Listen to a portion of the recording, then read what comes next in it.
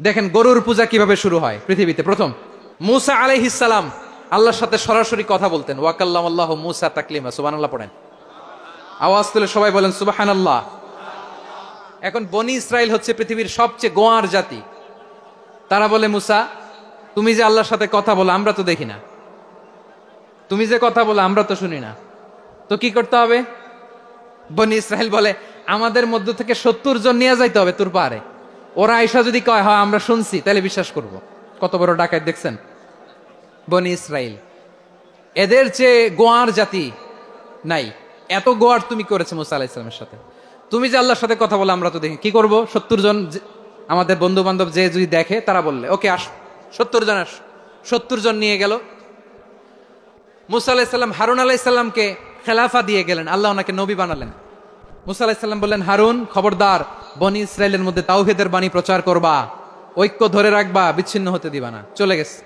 এইদিকে বনি ইসরাইলের এক দুষ্ট লোক ছিল, নাম সামিরি। কি নাম? সামিরি। সে সবাইরে বলল তোমাদের স্বর্ণগুলো ফালাও। স্বর্ণগুলো ফেললো, বনি ইসরাইলের স্বর্ণগুলোকে গলিয়ে সে একটা গরুর বাচ্চা বানালো। গোবৎস। কিসের বাচ্চা? দেখেন গরুর পূজা কিভাবে শুরু হয় পৃথিবীতে। প্রথম গোবৎস পূজা, গরুর বাচ্চার পূজা কিভাবে। সে স্বর্ণ গলি গরুর বাচ্চা করে, জিব্রাইল আলাইহিস সালাম যে জমিনে এসেছিলেন ওই ফেরেশতার পায়ের নিচের একটু মাটি সে বুদ্ধি করে প্যাকেটে রেখে দিছিল। সে গরুর বাচ্চা বানায় স্বর্ণ দিয়ে গলিয়ে ওই মাটি এটার মধ্যে ঢুকাই দিছে বেলকি দেওয়ার জন্য। স্বর্ণ দিয়ে বানানো গোবৎস গরুর বাচ্চার গায়ে যখন সেই মাটি ছুঁড়ে দেয়া হলো, এখন বাছুরের ভেতর থেকে ভ্যাঁ ভ্যাঁ আওয়াজ আসতেছে। কি আসতেছে? সবাই তো অবাক।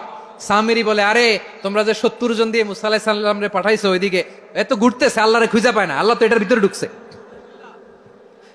নাউজুবিল্লাহ বলবেন না? তোমরা যে 70 জন দিয়ে পাঠাইলা, 70 জন নিয়ে মুসা আলাইহিস সালাম খালি ঘুরতেছে, আল্লাহরে পায় না। পাবে কেমনে? আল্লাহ তো, নাউজুবিল্লাহ, এটার ভিতরে সেজদা দাও। এই সেজদা দিয়ে গেল। আল্লাহর নবী হারুন আলাইহিস সালাম বললেন, খবরদার, এটা সুস্পষ্ট শিরক। আল্লাহ সব গুনাহ মাফ করে, শিরকের গুনাহ মাফ করে না। খবরদার, তোমরা থামো। কে শোনে কার কথা? এই যে যেমন এখন আপনারা আমার কথা শুনতেছেন না? শুনতেছেন? হারুন আলাইহিস সালাম বললেন, খবরদার, এই শিরকি কাজে তোমরা সংযুক্ত হয়ো না। তোমাদেরকে কি মনে নাই আমার ভাই মুসা আলাইহিস সালাম কি বলছে? আল্লাহ শিরক মাফ করে না। খবরদার, শিরক করো না, আল্লাহরে ভয় করো।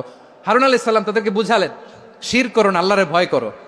শুধু এতটুকুই তিনি বুঝালেন, দাওয়াতি কাজ পালন করলেন, কিন্তু প্রতিরোধ করেন নাই, সশস্ত্র সংগ্রামে লিপ্ত হন নাই, বাধা দেন নাই। কারণ গৃহযুদ্ধ বেঁধে যেতে পারে। উনি ভাবলেন, আমি যদি আমার বাহিনী নিয়ে দাওয়াত দেওয়ার সাথে সাথে প্রতিরোধ করি, আক্রমণ করি, ওরাও আমারে আক্রমণ করবে, ব্লাডশিড হবে, রক্তপাত।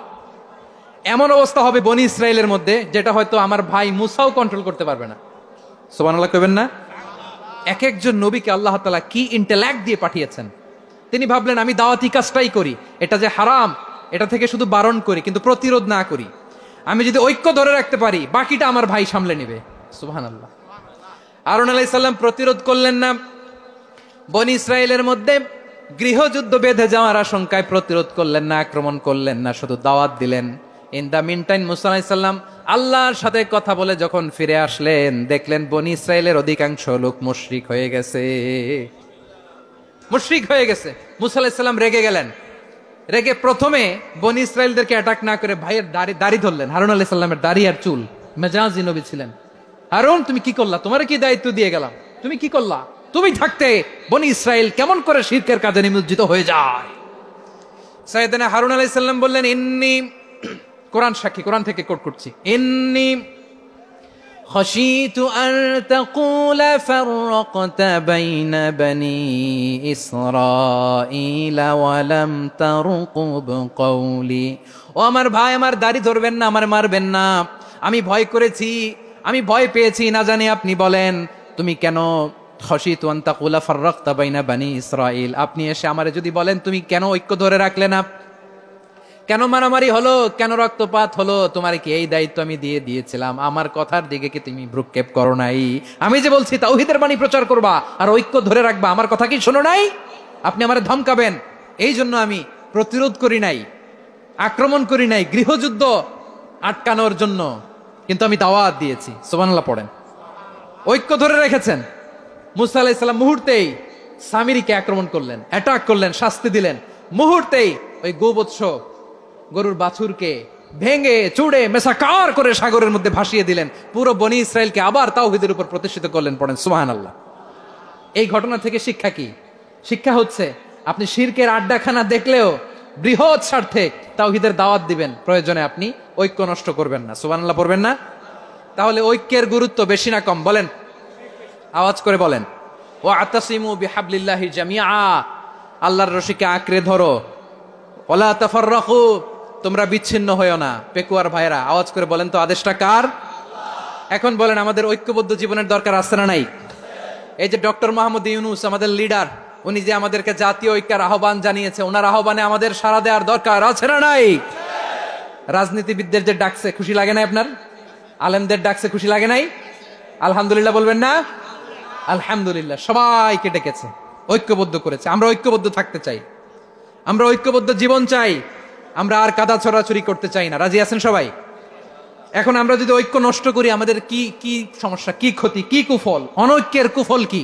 কয়েকটা কুফলের কথা বলে শেষ করবো। প্রিয় ভাইরা, what are the drawbacks and disadvantages of division, social and political division in the society, disunity. আমরা যদি বিচ্ছিন্ন হই, একে অপরের যদি মারামারি করি, একজন যদি আরেকজনের কাফের ফতুয়া দেয়, আমাদের কি ক্ষতি? শুনবেন? কথা কয় না, শুনবেন?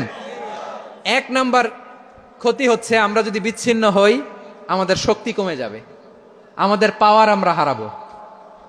আমাদের কি হারাবো? পাওয়ার। মনে রাখবেন, যখন আমি একা থাকি তখন আমি ব্যক্তি, যখন আমরা সবাই মিলি তখন আমরা শক্তি। যদি পরিস্থিতি কখনো এমনও হয় শিরকের আড্ডাখানা, আপনি ঐক্য প্রতিষ্ঠার জন্য, ঐক্য রক্ষার জন্য তাও শুধু তাওহীদের দাওয়াত দিবেন, ওইখানে আক্রমণ করবেন না। এটা কোরআনের নীতি। কথা বুঝতে পেরেছেন? সামনে শিরকের কি? কথা কয় না, শিরকের কি? আড্ডাখানা, আখড়া। কিন্তু ঐক্য বজায় রাখার জন্য, গৃহযুদ্ধ এড়ানোর জন্য আপনি শুধু এটা যে শিরক, এটা হারাম, এটা থেকে তোমরা বেঁচে থাকো, শুধু দাওয়াত দিবেন, আপনি আক্রমণ করবেন না। এটা কোরআনের বিধান। সুবহানাল্লাহ কইবেন না? এই চমৎকার ঘটনাগুলো আপনারা শোনাইতে পারবো এরকম বিশৃঙ্খলা করলে?